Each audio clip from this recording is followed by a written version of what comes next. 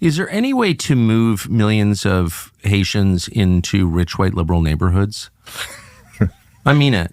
The people who did this are rich white liberals in the United States who hate themselves and the country. And to punish it, they invited all these people illegally from failed countries. But they can't stand the idea of living near these people because they're racist.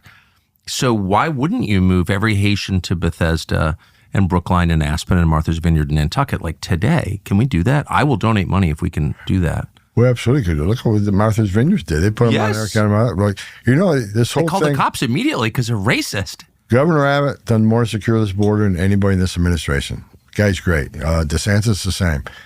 Do you know who first came up with the idea of busing people to sanctuary cities? It was President Trump. I remember sitting in the Oval Office one time, and he said, why don't we do that?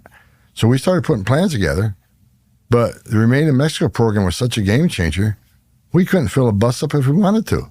So we beat the problem before we actually got to that. That was really the problem, though, is that the people doing it didn't have a precise enough understanding of rich white liberal culture, but I do.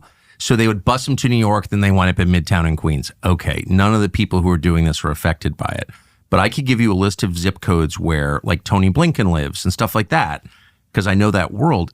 They need to be moved into the neighborhoods of the people who are calling you racist for wanting to have laws and borders. Like, they need to feel the effects of their own destruction. So just text me and I will send you the zip codes.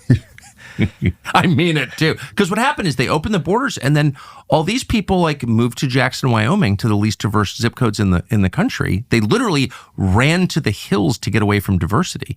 I think we need to add to that, though, the senators and congressmen are pushing back on inboard border security. 100%. You know, moving illegal aliens right outside of the Vice President Kamala Harris's residence, that was a game changer too. So I think not only those who are well financed, how about the politicians who are pushing back against any form of enforcement of our border laws? Well, that's why Bernie Sanders needs a ton of Haitians in Vermont, because it's blindingly white. It needs to change. I couldn't agree more.